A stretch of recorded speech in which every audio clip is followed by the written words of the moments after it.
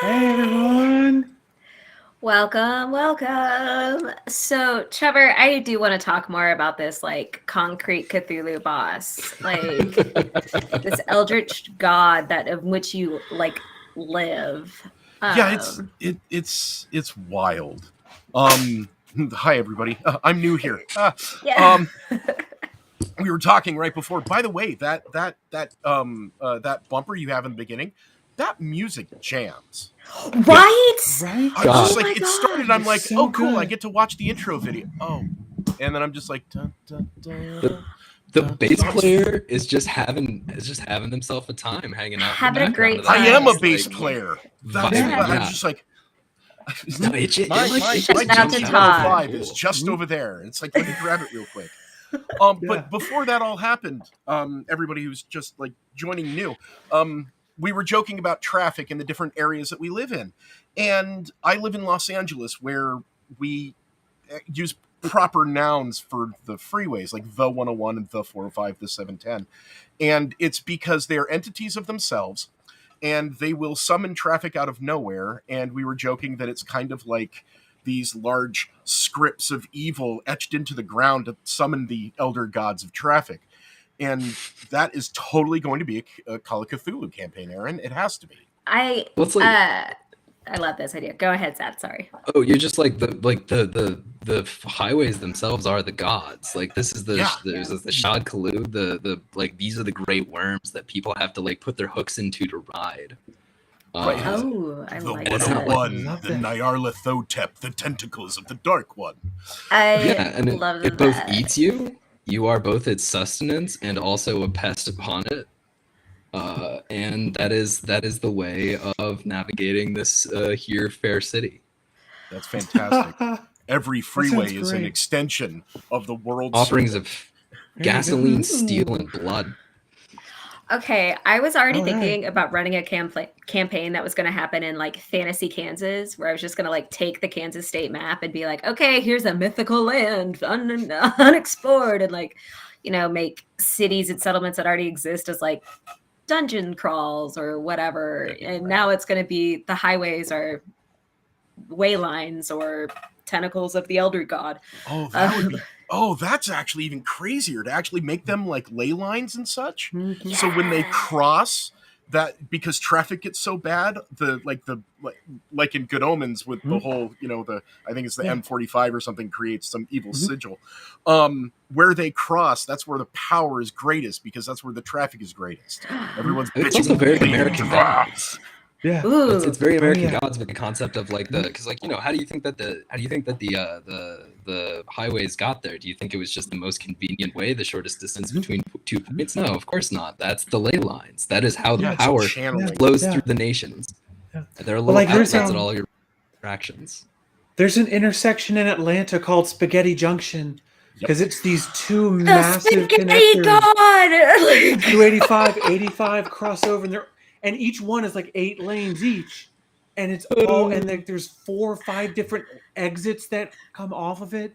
It's a fucking nightmare, and just that being a dungeon just works in my mind yes. perfectly because I remember having to navigate that fucker, and it was always like just I didn't know if I was coming out alive sometimes. Just didn't Upon know. the Upon Spaghetti Junction lies the ruined epic of the spaghetti monster himself, his noodly appendages wrapping around the bridges of the interchanges. That would be Yeah, fucking I rad. Oh, feel I'm sorry. Can we swear on this show? 100%. Yeah. yeah. Fuck Really yeah. good. Go the Okay, Yeah. fuck cool. ahead. Yeah. Yeah. Who gives a shit? Because like Anyway, some panels no, some panels yes, and I'm just like, All good. whatevs. All good. I honestly think that like kids here are worse at school. So if there's a child watching this and they want to be affronted, I'm like, y'all are learning dick jokes from your friends. I don't give a shit what you hear from me. Anyway, hello, anybody who's here watching. My Hi. name is Erin. I am your master of mediocrity, here to lead this panel on play, imagination, and identity growth. I am joined by a familiar and new faces today. So, Jamie, how about we start with introductions from you and then go to our guests? Sure. I'm Jamie. I'm part of the family, I think is what we said. The I family. love that. I Yeah. love it. I love it. I love I it. do the written reviews, most of the written reviews over at Here Everyone Reviews. I do podcasting Girls Talk Comics, and then you see me here mostly every Saturday. And yeah, the Dame of Disc. Yay! Zad, if you would like to tell the audience about yourself. Hi, you can find me at Zadkiel Green on Twitter, Zadkiel in Green, and I play Jacqueline Blackjack Blanchard on Telluride Pod on Twitter, and that's a lot of fun. And then recently started doing a monthly Pathfinder stream with Shrike. First time, second time actually playing Pathfinder, and that one should be a lot of fun. Shaping up to be some good stuff on that. So happy to see So much folks. fun. Yes. Trevor, what brings you here? Hi. I was asked to be here, and I'm really stoked to be here. My name is Trevor Valley. I am a part-time paleontologist and dungeon master and player and a whole bunch of stuff. I'm also the director of the creative team for the official Dungeons and Dragons jerseys, like this one, previously available from Geeky Jerseys. They're unfortunately sold out. Sorry. And I'm on a couple streams, both on -2 Charisma's channel. On Mondays, I play Mac, the Minotaur Gunslinger in A Sinner's Dream. And on Thursdays, in a Scum and Villainy game based on the Forged in the Dark system, I play Dice Roll, the bass player and pilot in Plastic Cougar Live, the adventure of the outlaw space theremin punk band. Theremin punk band. Yeah, I even have like a mohawk and like a mohawk and goggles that I put on to do the thing. Yeah, it's wild. It's a nutso this. show.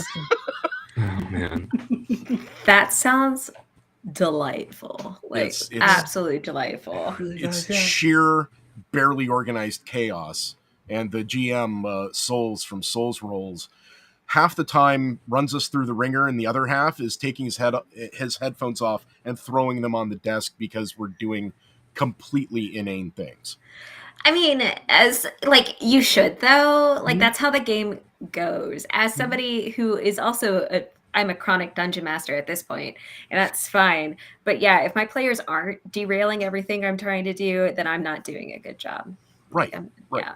It's like you plan for 8 hours, improv for 4, and throw everything else out of the window.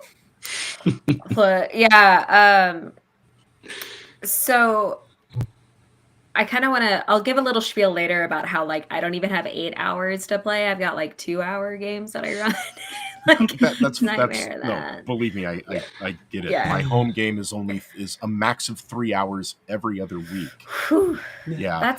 That's a little, it's always a little sad when that happens, but yeah, no, I totally get it. So as a get to know question, let's start off, since we're talking about role-playing games, talking about what our first games were. Jamie, would you like to talk about what your first role-playing game experience was? So my first tabletop role-playing game experience wasn't until I was in college.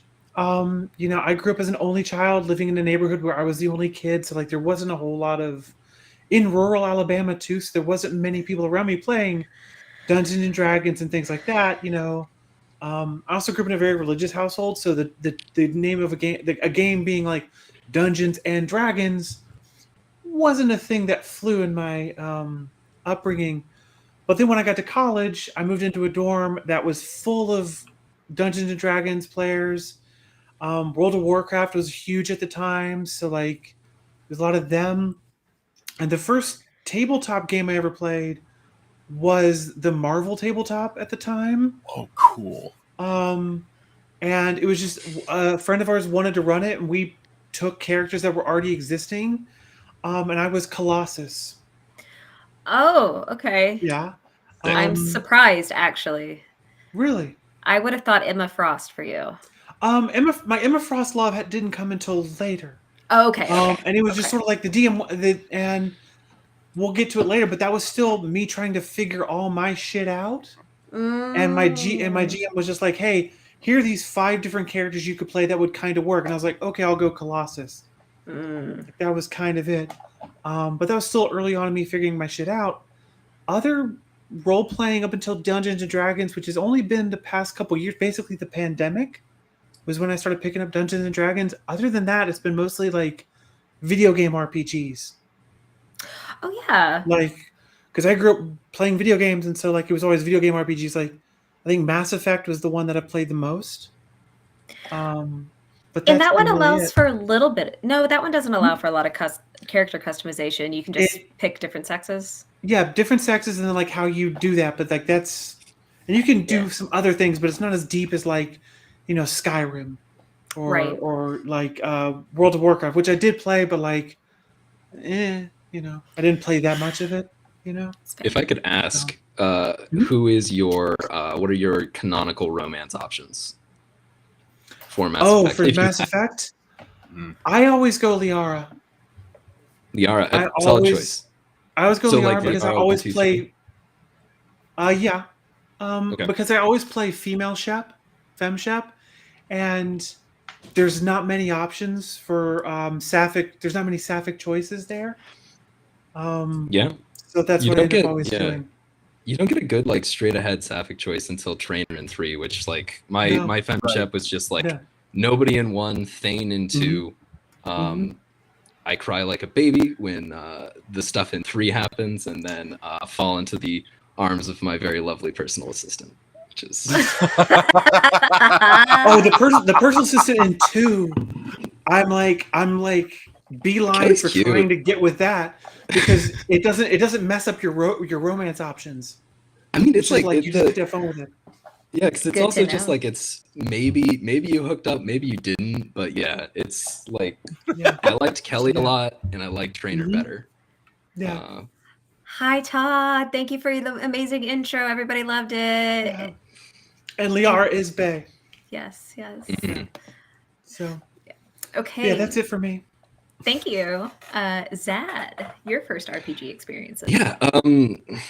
God, if we're like including RPGs, sort of generally speaking, I know there's stuff from God, what would it even have been? Yeah, playing just like a few Final Fantasy and whatnot through high school, but kind of when it came to present fixations, kind of where this road starts is also in college. When I was a sophomore, and one of my friends helped me put together Link from Legend of Zelda in 3.5. And just had a one shot that like ended with me sacrificing Epona to an elder god in order to stop it from emerging. And just like completely broke the hearts of everybody at the table, and I was like, all right, yeah, this is the thing I'm gonna do forever. So yeah, Love it. that was the first dance, and then just like that group of players, we had a loose kind of one-shot collection that was in a shared world, about 12 players, 6 of us DM. You just kind of throw together pickup games, develop relationships between characters, and like that sort of. And this is the funny thing, you guys were talking about like, yeah, you planned for an 8-hour session. 8-hour sessions, completely unheard of for me. I think the longest I've ever gone was 6, and that was by accident. So it's like, but that was just like kind of the way that group ran. It's like you try and put together something that's 3 hours, one quick dungeon, in and out, and then everybody goes straight. So Hey, I like that. My friends, we always try to talk about how great it would be to have an all-day session, and then after 3 hours, we're like, but Smash Bros. Like we could do Jackbox games, like where we continue to make fun of each other and our characters, but also don't have to be in character the entire time. You're like, If we're it's fine. talking about binging, I finished the entire Mass Effect series when I first played it in a week. 1, 2, and 3. I had a week between my work semester being over and then me going on a backpacking trip. I was like, I have a week. I bought all 3. Let's fucking go. And it was like 12 hours a day just banging through it. that is in 3 radically different games. Just Yeah. like Yeah. even just the moment to moment of that is bonkers. That is incredible. Yeah. Okay, I'm gonna spend some time processing that. I might have to pin that because I want to hear from Trevor. So we're gonna pin the whole. I spent 12 hours a day playing Mass Effect. Like, I did too. I mean, Um, okay. Yeah, it was. Pandemic was tough, man.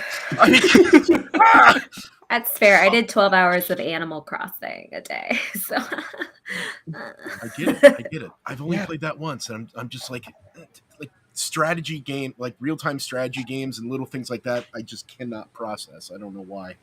But when it comes to first RPGs, yeah, I'm unfortunately the weird traditional story of it was the summer of 1983.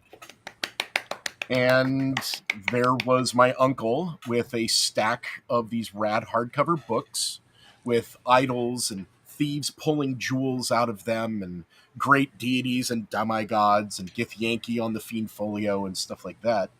And I thought it was really cool. And he offered to run an adventure for me.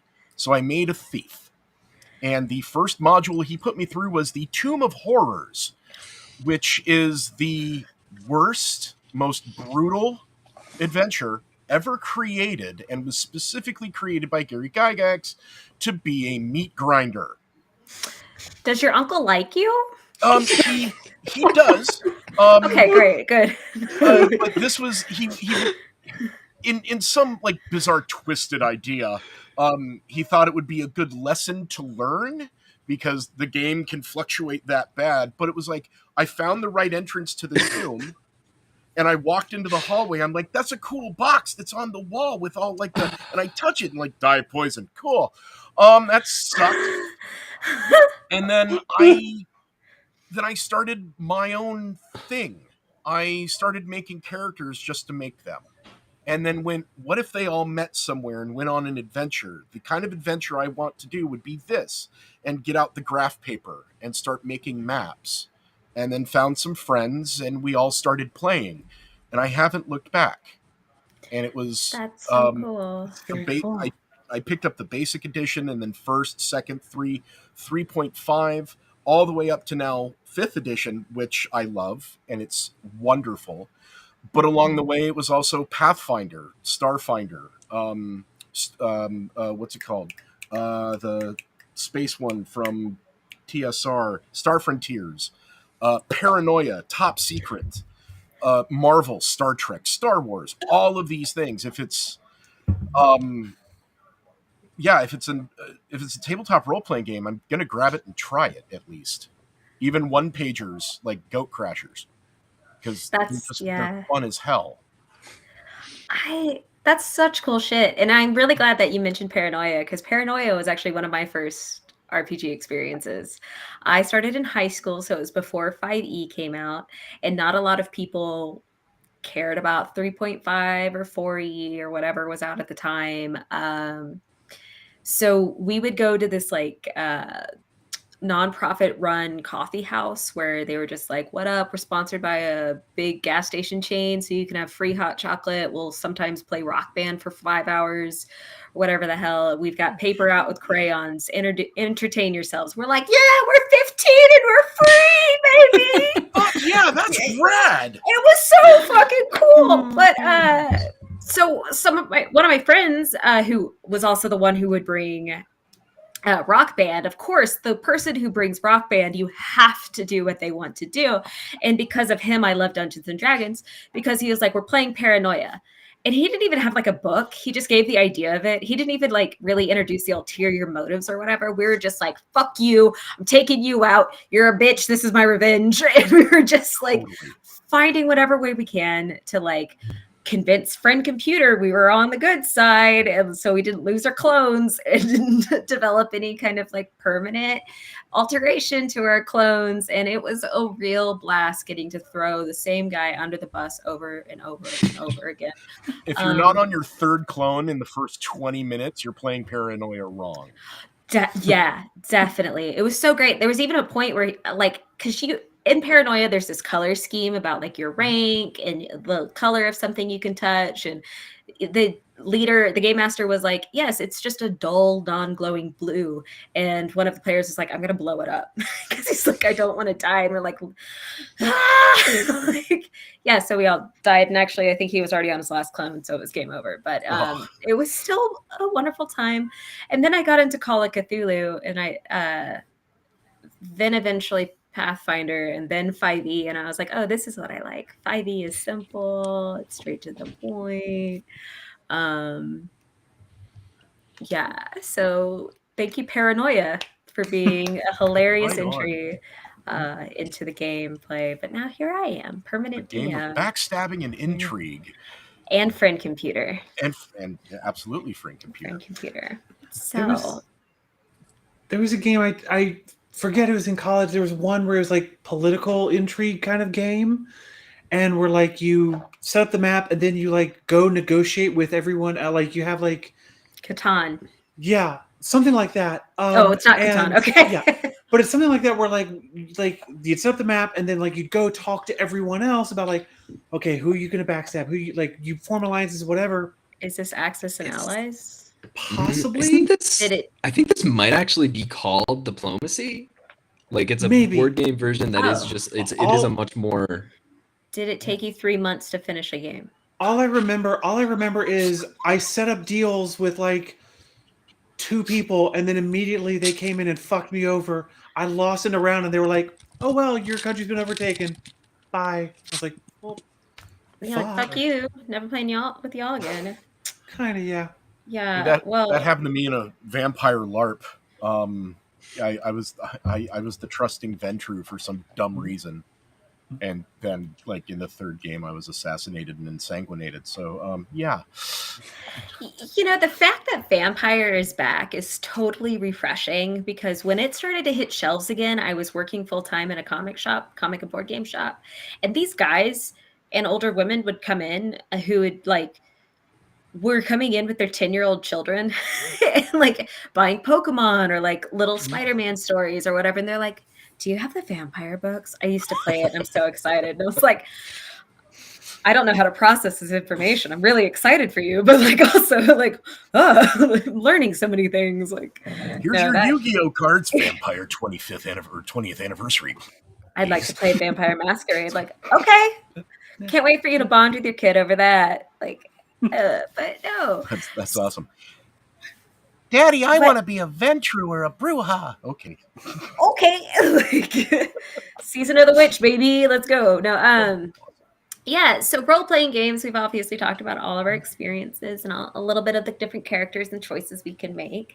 And I'm going to do a little spiel, I guess, about the power of role-play in a, like, not fun sense. So I've been using it therapeutically at my work, and I've been working with middle schoolers, and it's been an absolute wonder watching them explore different characters and, like, learning how a backstory impacts decisions and like how those decisions make behaviors over time, and like how like actively changing their relationships with the other players who were strangers at the start. And by the end of this time, they're like, hey, I'm going to exchange contact information with you. I never facilitated that. That's unethical if I do. They did it independently, so it's fine. But like watching that kind of growth and using roleplay for that, and then seeing how they develop characters. Like, here's a little bit of a real thing for me. Here's the thing I've always wanted to kind of question and explore about myself. Here's a joke I found on the internet. Here's a little bit of trauma that I need to process or whatever. And I'm like, cool. Like, that's such amazing building of this imaginative character who you're going to be for 2 hours a week. Like, I fucking love that. So, and like outside of work, seeing a lot of friends and hearing anecdotes of people kind of coming to self-actualization through the act of role play, I was hoping that we as a group for Pride could kind of talk about either personal experiences, reflections, or just celebrations of that. I mean, I got a pretty simple one, which is like, shit, I can be like hella mask and also femme at the same time, and that's really fucking great. That's my world. Like, when I play D&D, I'm a muscle wizard and I'm really sweet, like, at the same time. So that's who I get to play regularly. But sad, since Jamie started last time, how about, are you comfortable starting this time? Oh God, absolutely. I'm just trying to figure out where I want to start. This is so my first time playing a playing a queer character was probably about my third character. I'd opened up the 5e, I was just kind of flipping through the 5e player's handbook, and you have the wild sorcerer. And one of the pieces of wild magic is if you drop to 0 hit points within the next minute, you are brought back to life as by the reincarnate spell. So you come back in a new body. And I was like, okay, that's an entire ass character. And Yeah. I made this extremely just like very much Nathan Lane's character from the Birdcage, but nicer. Yes. Okay. And so just like this very flamboyant, extremely friendly, kind of like mom to everybody, and also just like a bunch of other things that just kind of came out in this stew of a character, and I gave them they them pronouns because it's just like I don't know where this character started, and they've probably had any number of different bodies, and like so that was one of those things that you look back on years later and are like, well, that's maybe that should have been a flag. And then, like years go by and I realized that I just wasn't playing any straight or cis characters when I was playing. And then I was working at Michael's at the time and I was listening to the Friends at the Table podcast, and they were doing their big Beam Saber actual play, and one of the characters is this spider robot that's a priest of a god that makes all the technology go bad, and the Austin Walker, the GM's just like, yeah, and then Gersiv Rock uses both he and they pronouns, and it just like it completely knocked me on my ass. I was standing in a pile of bottles of glue, and I had to like pause the podcast, walk to the back room, and like take a minute, because it's just like I didn't know that was an option, that could be something else. And I got in touch with a couple of people that were close to me that night and was like, I'm using they them now. This is what it is. And that's a year later I have taken the name of a character that I enjoy playing a lot, and it's just like this is the fun of it. You get to the table and it could be anything, and when you are ready for anything, or when anything comes at you, what you find is yourself. So that's a really good line. Very powerful finale to that. Like, normally Todd keeps a sticker list, and they're usually really shitty like half sentences that have come out of my mouth, but I think that's a keeper. Yeah, I think you've started most. I think most of the stickers are like your sayings. Yeah, one of them was sorry I've been up all day, and I was just like, wait a minute, like that's I mean, that's a great That's sticker. good. That's Yeah. That's a good one. That's a good one. Keep Yeah. that sticker. I'll embrace it, but we need to make serious stuff, and I think that's a good serious one and good respectful one. Yeah. Thank you for sharing that. Trevor, would you like to go? Sure. I've when I first started when I was a kid, had no real concept of what was going on. Again, I was like 6, and I was making very cis characters a lot. And then I saw the movie Labyrinth, and I'm like, wow, she's really pretty. And then I see David Bowie, I'm like, wow, he's really pretty. And then my world kind of went odd for a good 5 years. Mm-hmm. And during that shift, I started thinking that when I'm making a character, I don't have to make something I want to play. I can make something I want to be.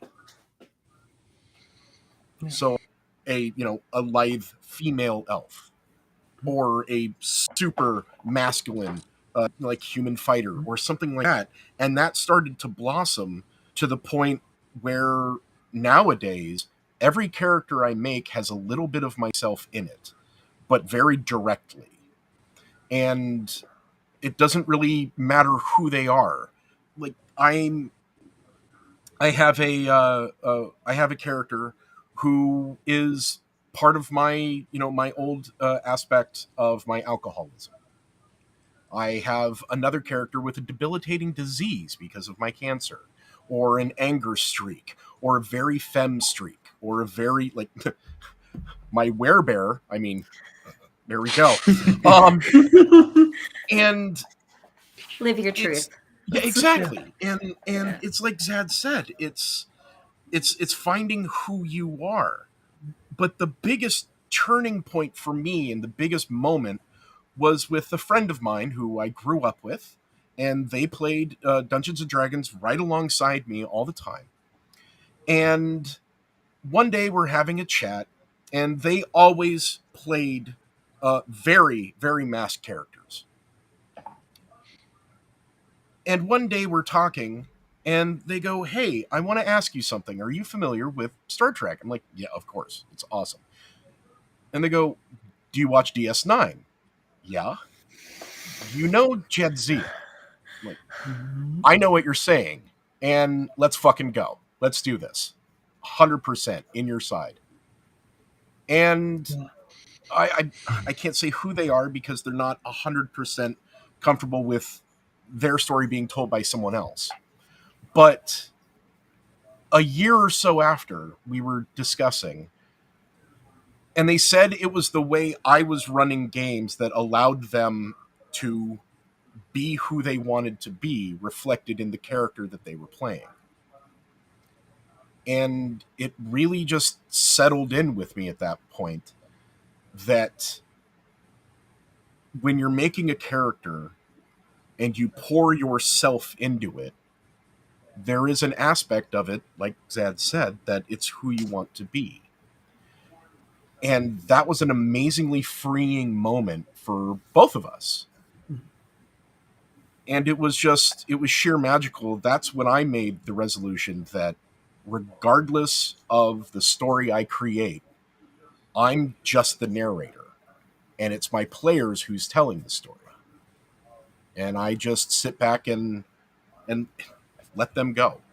If whatever they want to play, however they want to play it, wherever they want to go in the world, it's their story and they are trying to be who they want to be.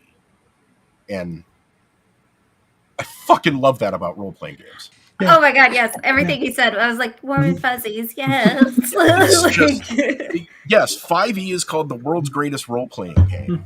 But if you really put the emphasis on role, a role you are playing, it brings you into it. mhm. And I'm a firm believer in that. And yeah, I'm a DM that facilitates the telling of stories of others. And Yeah. yeah, the home game I Bravo. played last night, I sat in silence for 30 minutes as all the characters had this really in-depth conversation about leaving their village. And That's I'm great. just, yeah, I'm But behind a but they screen going, okay. Yeah, it was great. So yeah, just I again default to Zad. It's like you find your truth, you find who you are in that. yeah. Ah, Yeah. beautiful. Mhm. Beautiful. Jamie, Yeah. last but definitely not least. Thank you.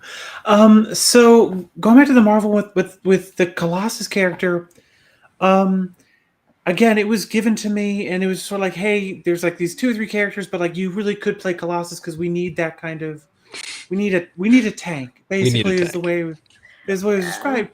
But then it was also be like, by the way, he's gay, and like because at the time Colossus was canonically gay in the comics, and I was just like, okay, cool, like that doesn't like bother me at all. And they were like, you sure? I mean, it's a gay character, and you're not gay. And I'm like, well, I'm not exactly straight, and like I'm not out, but there's like it was at the time where like I didn't know what was going on, but like there was something going on because I was still this is before I transitioned a couple years ago, not even that, a year ago, and so like I played it and they were always and it was just I enjoyed being that character. Um, More recently with role playing games, I've really part of the reason I've really sort of gravitated towards support classes. Like so when I play D&D, I play a cleric. Like it's just I like playing clerics. Part of it's because there's a lot of options you can do with the cleric because of all the subclasses. But what drew me to it, one of the things that drew me to it was being a support character and having wisdom be my highest thing. Because growing up, I was always the biggest kid in the classroom. You can't see it, but I'm about 6'4".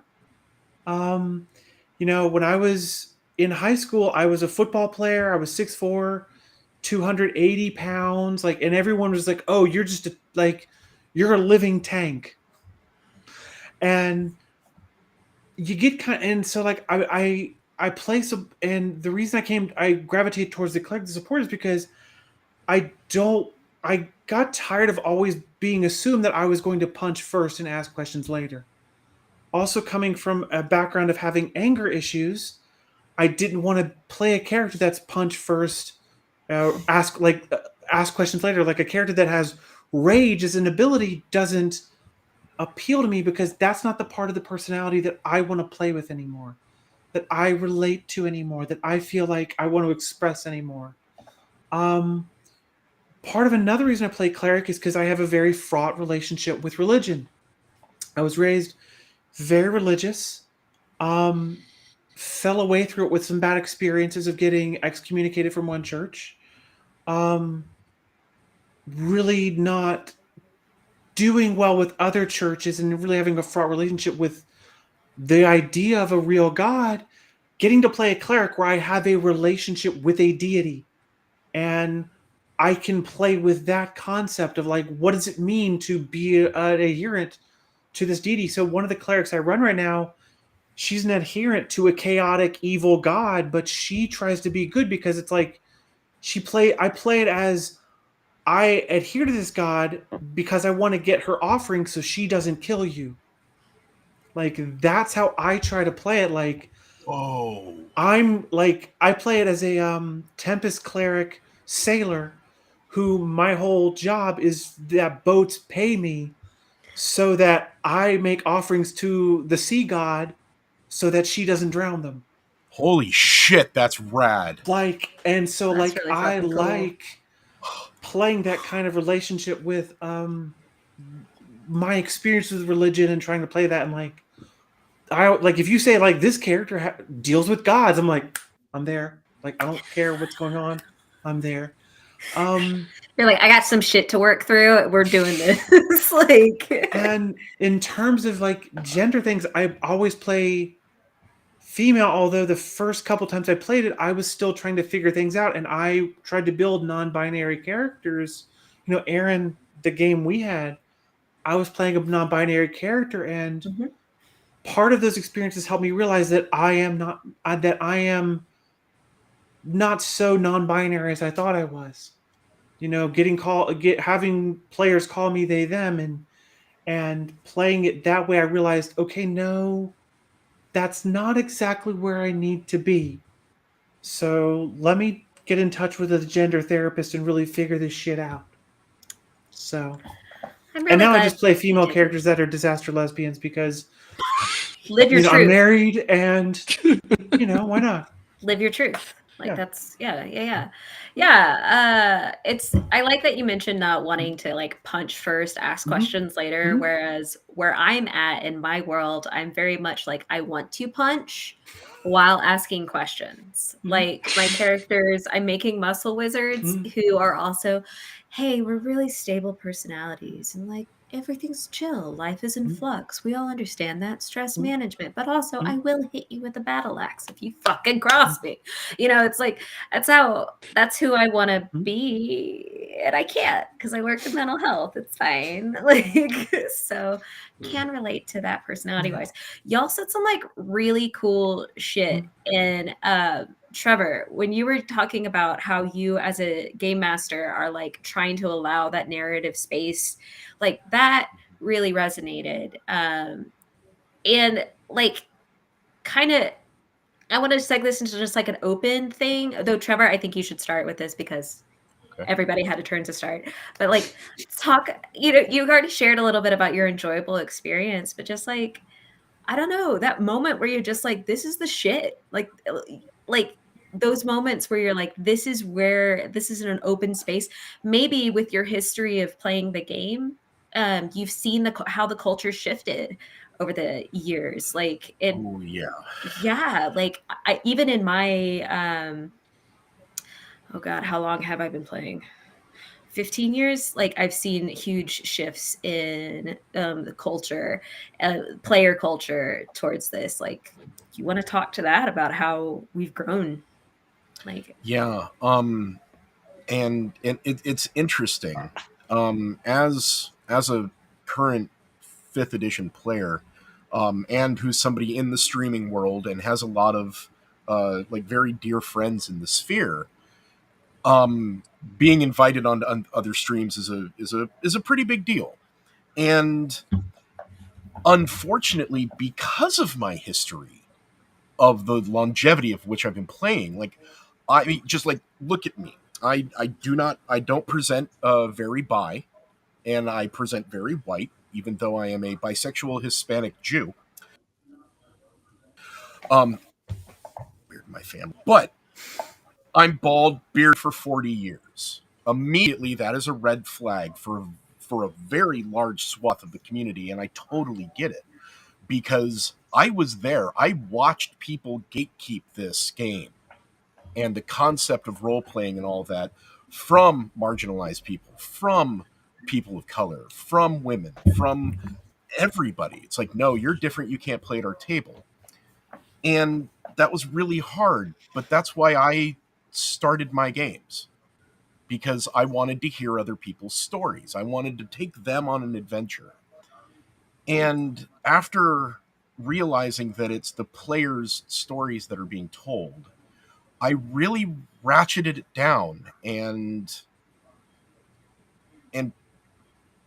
there's just something about that moment where two characters make a connection, or a d20 is rolled and a critical hit happens, or my home game is a great example.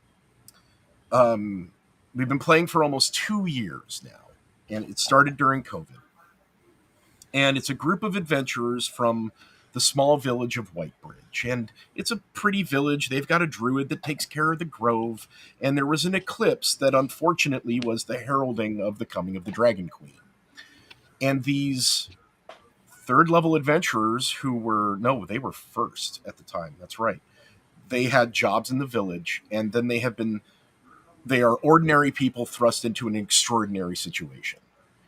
And they had just, after 2 years, they had just, and it had been destroyed.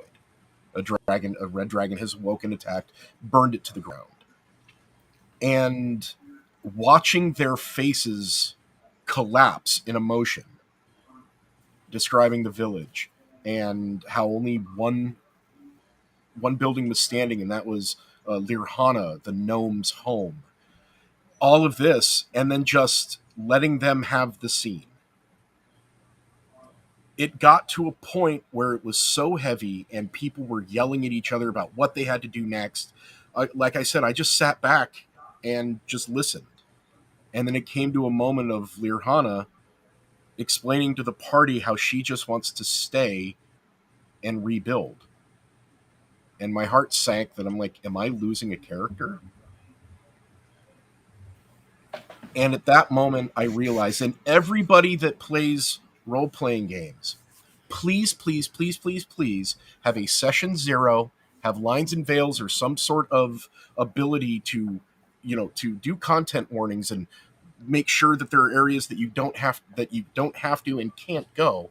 And in the case of a big thing like we had last night, have a decompression moment. And I asked them, because it was a very heavy, like people were crying at my table. Oh, And I was starting to get really emotional about it. And then they all decided, no, fuck it.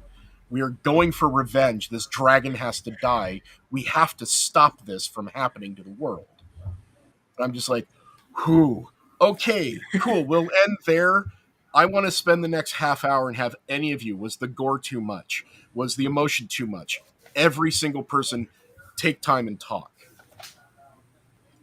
You need to have those kind of moments after a game, because we've all been there. You all get really sucked into it, especially if you're playing a character that is aspect of you. if you don't make that, if you don't leave the character at the table and you don't have that moment to decompress, yeah, it's like you can have problems develop in relationships and friendships and all that. You have to tell the story, but make sure that the book is closed until you reopen it again. Yeah. And yeah, I just love it, man. There's just something there's something just about these stupid dice and rolling them and watching the magic happen. I wouldn't change it for anything else. Except for 12-hour runs of playing Mass Effect, because I will set shit aside for that. And Okay, I'm a that's- Garrus stan all the way. They Who? I missed it. Garrus. Yeah. There's- Okay. Yeah. Just the way he can dance. It's just there's something about that hourglass, the triangle into the hips, and that Wild very hips on turkey. Cardassian collar. Oh yeah, it's very Cardassian. Yeah, Garrus, Garrick, I'm there. all So- right. Yeah. Earlier you mentioned the Jadzia thing from DS9. Yes. I knew exactly where you're going, because looking back on my life and going like, where were the signs? Where were those signs that I could have picked up on? DS9 was my favorite Trek show, and I was raised on Star Trek. Jadzia was my favorite character on DS9. And now, like, I go back and look, I'm like, oh yeah, okay. Yeah. Yeah, there's that meme moment that a lot of people talk about where she sees her old Klingon friend and they embrace. He's like, "Oh, it's so good to see you." I forgot what it is, and she's like, "I'm Jadzia now." And he's, Jadzia, and boom, the change, and then that's it. Never spoken of again. Yep. It's like, why can't we fucking have that now? Why do we have to wait until the 24th century? I know. Don't start. Yeah. But it's the same thing in role-playing games, because it's that moment. I love tieflings because there's just something about that, and it goes all the way back to second edition with Planescape and the City of Sigil and the Transcendent Order, led by this beautiful, just stunningly androgynous tiefling that is all about action and movement. And I just fell in love with their story. And I'm just like, I want to play this person. I just, please. Yeah. It's just so It rad. it is very like the love for tieflings among like trans and various like flavors of gay or bisexual people is palpable. And that's actually like that's one of the things that as I was getting into tabletop RPG Twitter recently and seeing that and thinking about like, okay, so why haven't I never actually put a tiefling on the field? Because I've always gotten pulled directly to Aasimar. And it is just like I sort of developed a theory that part of the real kind of the central nugget of appeal for that tiefling and creating a tiefling that is a hero is you finally have the opportunity to take somebody that kind of explicitly and implicitly within the text of the game that you're playing is meant to be seen as evil, as potentially vile, as untrustworthy because of something that is inherent to them, something that is not their fault. And then you get to, be that person and road test, just like take out and ride that person and do all of the crazy things that you want to do. Be charming, be horny, be violent against people who fuck it. And at the end of the day, you get to be like, yeah, no, you think that this is evil. You think that this person is inherently evil because of something that is in no way or shape or form their responsibility. And God damn it, they're a hero. Yeah. Like, this is a better person than anybody else. And like, that is I love that so perspective. cool. Yeah. Yeah. That's That's why what's I so play cool about kobolds. tieflings. I love kobolds. I actually Kobolds and really love goblins. playing half orcs and minotaurs for very similar reasons, because half orcs have that chaos in their blood from in the story. Minotaurs are supposed to be this bestial, like simple kind of race, and I love playing those. But like embracing the kind of goodness of it, the calmness, just the reality of it. Like for every bad stereotype, you know, there's a civilization that's behind it, and a part of a character trait that's behind it. And like my current character now that I'm just starting with, and I'm really excited about, she is a Minotaur paladin who was raised as a barbarian. So she's got a couple levels in barbarian and then one in paladin. But like her entire backstory is that they are heralds of just transition. They're just heralds of, they're protectors of change. Their god in their reality is all about just change, the transient nature of the world of nature. And if one was to give it a physical body, it would be wind, would be their god's form. And that's just what they do. And so I'm this barbarian paladin who can go into a holy rage and like still just be this, also have a complicated relationship with religion, who's like, you know, change is inevitable and it's part of our nature. And as we embrace these new areas of our lives, you know, that's just us living the closest life we can. I'm like, I'm so excited to explore that. For similar, you know, they're just looked at as simple barbarians, like orcs and minotaurs, and I'm just like, no, they're wise as fuck.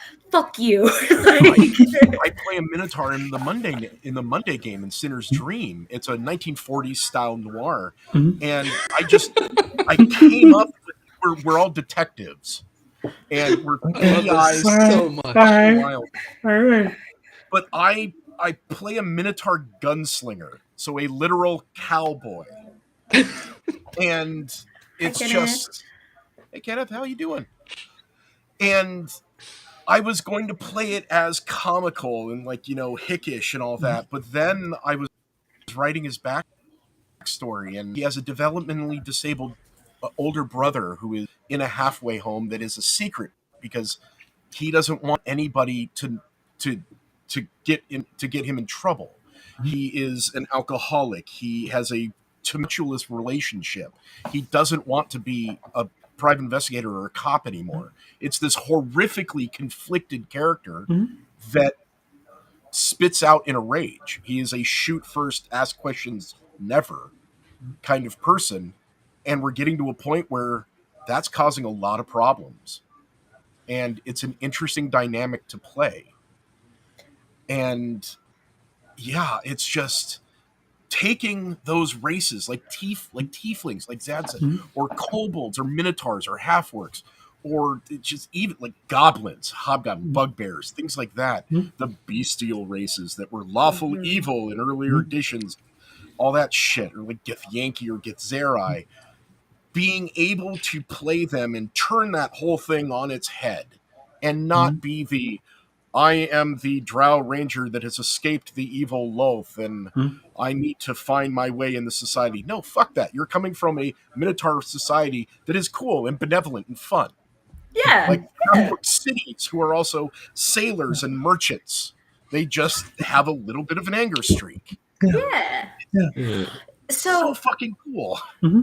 I had another thought about something you said where like you saw people gatekeep this game for a long time, and it kind of reminded me of like where I realized that D&D wasn't just for cis white guys anymore. When I was first so like after those high school games of Call of Cthulhu and Paranoia, I started playing in college a Shadowrun game. Oh yes. I think for your third game ever, probably not the best. Like, that would be rough. Play. Yeah, the game master was often like, "I'm smarter than you, so total party knockout." And we're like, "I don't know what a ship looks like. I'm sorry." You know, like we're from I can play a troll. What the fuck? What the fuck? Yeah. He's like, "How come you don't have a running knowledge of a cruise ship's like structure in your head?" I'm like, "I've never been on one. What the fuck? We're not rich." Like what?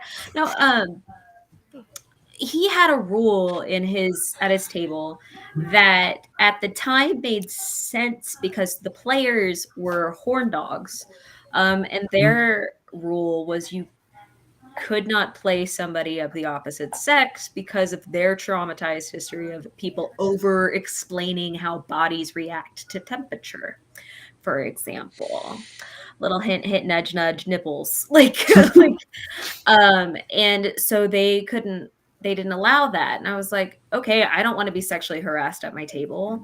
I guess that makes sense because I think I was the only girl playing at one point in this group. Then years later, when I got back into it after grad school and I met people who, I don't know, were mature, and they were finally like, no, we can explore gender and sexual identity without being perverts.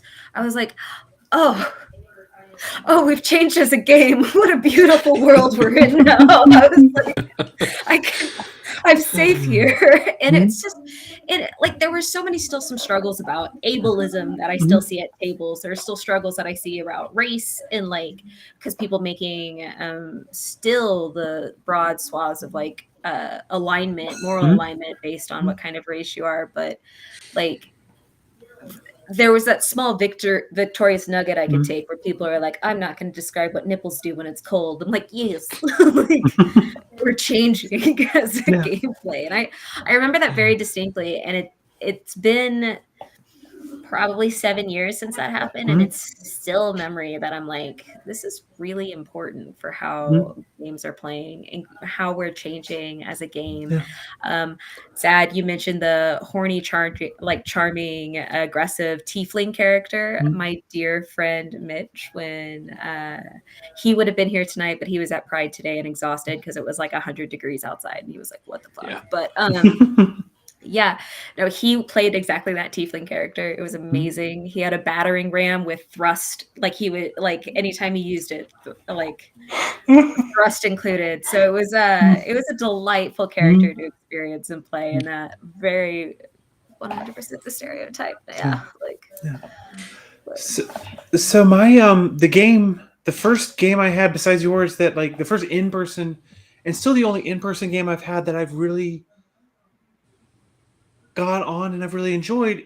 Our DM is a woman, and 3 of the 5 in the party are women, including myself, and that's been great for me because it's given me a social space to, again, I've only been transitioning for about a year now. It was the first social space where I was able to get where I was recognized as myself as a woman because they all met me post transition. And that's been really great for me, being able to figure out socially the social transition aspect of things. And they've been great. Like they all flirt with my character, and it's like it gives my own self a little bit of like, oh yeah, thank you. Yeah. Oh, okay. Like, I am adorable, yes. Yeah, because it's like I made my character a tall blonde like myself, and they're like, "Hey, how's the tall blonde character?" I'm like, "Oh, yeah, hello." Right on. That's me. Yeah. Complications with God included. Let's go. No, I'm kidding. No, I love all these stories, and I just love all these experiences. It certainly sounds like everyone's kind of found a group for them, right? Like, you found the safe spaces. Dad, you looked a little non-committal there. Have you found a safe space, Dad? Like safe spaces, plural different ones. Just like ones that are better for working out things about parental angst. Literally have a game that was supposed to be yesterday for the first time since my kid was born, but like the party is a polycule, and in a very like there is erotica that has been written away from the table about that those characters in that world. And I mean, also like a lot of much more wholesome stuff. There's a thriving youth soccer team or youth soccer scene for the game, just because like the lore has gotten dense. But just like to be able to to have it be literally everything, to have it be like, there's this horrific 2-3 generation history where all of the orcs were under the thumb of the Dark Lord. And then that guy just kind of accidentally got toppled by somebody who's Jimmy Buffett and also Keith Richards from Pirates of the Caribbean. But yeah, like and then through that there's this like extremely intense coffee history of like, they made this process intentionally laborious and yet simple enough for children and elderly to do in order to keep in order to keep families together. And that's the story of coffee in this world. But also, like, what does it look like to smash your local barista in the world? And so it's like, yes, have spaces, multiple of them. Again, session 0, make sure you're being safe. Yeah. Don't try and pull that out at any table. This was a group that got together talking about a romance novel on a wrestling podcast. It's a whole thing. But yeah, it's just, again, it can be anything. I love the origin of Yeah, that. Like, that's great. Yeah, that's like just connecting the amazing. dots of that. that is a beautiful, beautiful That's great. origin. Yeah, that's That's A to Z in a really fast, interesting route. Yeah. When you know the individual personalities involved, it does eventually get put together. But boy, it just sound real wild on the outside of it. Yeah. Yeah. You know, it sounds like people I'd want to be friends with. Like, y'all got some stuff where fast moving thoughts, very like natural development of ideas, and everybody's down to like try new things. Fucking love it. Love it, love it. Any kind of, I only wanted to really go for about an hour today with guests. I don't know. I didn't want to take up too much of your time. Thank you for giving us the time that you did. But any kind of closing thoughts, reflections, well wishes, pearls of wisdom that you would like to share with our viewers and later hopeful watchers? Just go ahead and do it. Just Yeah. do it. If you got a dumb idea, Yeah. just do it. Yeah. Yeah. Yeah. That's the best thing to say. 100%. It's like, do you have an out of the box character idea? Do you have a new game that you want to play? It's like, do you want to play Goths and Visigoths? Fuck yeah, it's a great game. Do you want to Goat Crashers, whatever. Do you want to do a wild character concept? Yeah, but Do you want to GM for the first time? oh Just do yeah, it, that's yeah. a big one. And just do it. But the keys are session zeros and some sort of content, like calling lines and veils or pass no go, things like that, and decompressions. Those are the most, because it is role playing. You're playing a role. You will get into it. Oh yeah. And it doesn't matter if you're playing the quintessential half elf undercut bard, bard rogue, or one of my favorite characters, the celibate tiefling cleric. That one's Perfect. fun. Yeah, that one is fun, and everyone is always trying to woo them, and they're just like, nah, sorry. I made a vow. Not my thing. Yeah, but just Love that. go for it. Find a game. Just tell them your ace. Yeah, that's also Don't- that. Yeah. And don't feel like you have to do something that's been done before. Because I think what I got into a lot of bad times with trying to figure out characters was I would have an idea in my head. I'd go to Reddit and be like, does this work? And Reddit I would just get bombarded with no or meh or no. And it's just like, fuck that. Just go with it. You don't have to get anyone else's permission except the DMs. Right. A friend of mine and even recently then, had a negotiate character with that them. was just a swarm of bees. That was his character recently. Right. It was just a swarm of bees. Yeah. And all you got to do, just do it. And you don't even have to stat it out. You can be like, whatever, it's wood elf stats, but they're a fucking swarm of bees. Who cares? It's all made up. Just go. But there is one caveat, though. Okay. If at any time you feel uncomfortable, bring it up with the other players in the DM. And if it still feels uncomfortable, do not be afraid to leave a table. Yep. You are in no obligation to put yourself in an unsafe situation or uncomfortable situation. And especially if you're a DM, if you have a problem player, mention it. Because if you think they're a problem, bring it up with the whole group. Because you may not be the only one. Yeah. These are fun games of exploration and finding adventures and telling stories and being a part of yourself. You need to keep them fun or emotional or deep, whatever you want to do. But the moment you have a problem, please address it, because we don't need more people looking at these things and going, I had a shitty time and I never want to do it again. Because that's another great player that has been ostracized. And we can't have that. Yeah. You're right. Yeah. If you watch this and you were one of those players, hit me Mhm. up. I'm great for new players and getting people to fall in love. It's fine. She really is. She really is my first DM. Right on. So, Yeah. I want to be in one of your games, Aaron. Hell yeah, I'll hit you up. We've been adding Do it. them. We're doing like once a month game nights, and it might Sweet. be an ongoing D&D thing. So I'll hit you up. Cool. So yeah, Zad, are you maybe interested? Sounds like you have a few. Yeah, absolutely. I mean, like, I'd Hell love to do one shots. I can't commit to anything else long term, but love to Yeah. do one shots. 100%. Yeah. 100%. Yeah. So, last but not least, we're gonna give some outro sales pitch spiels. So please, we'll start with the family bit, and then Trevor and Zad, please end with your information. But Girls Talk Comic episodes drop on Monday on whatever preferred streaming or podcast streaming website you prefer.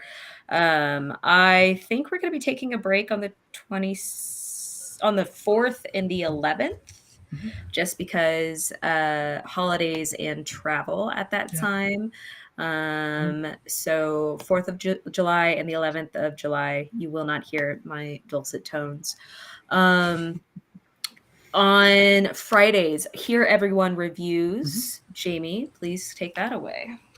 So yeah, every Friday there's a new review up on whatever graphic novel or collected series I've been reading. This week was A Thing Called Truth. Next week is going to be A Girl Haven. And then the last Pride book I'm still trying to decide on. It's very just sort of like my whole process is I read it and go, I could write about this. I think other people would like to read what I write about this. So that's sort of it. Yeah, and those come out every Friday. And yeah, you can find me on Twitter at Jamie Geeks Out, where I sometimes make decent posts about comics and other stuff. Most of them are decent. Most of them are at least decent. For Everyone Media, we also sell stickers on our website, foreveryonemedia.com. That's right. For the month of June, all of our proceeds are going to go towards Equality Florida, an organization that is advocating against anti-trans legislation in the state of Florida, and also our stickers on For Everyone Media that are specifically about trans rights, including the one labeled Name Brand Gay, in honor of our dear Jamie. Those proceeds for those stickers will forever go towards Equality Florida. So keep those in mind if you ever pop over there. So that's it for at least the For Everyone Media. Zad or Trevor, you can like rock, paper, scissors to who goes first. I don't flip a coin. This is going to be interesting with the lag.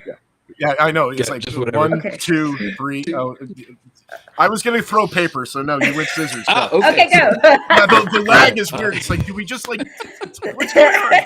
Go, Zed. I'm like trying to sing. Anyways, sorry, my name is Zad.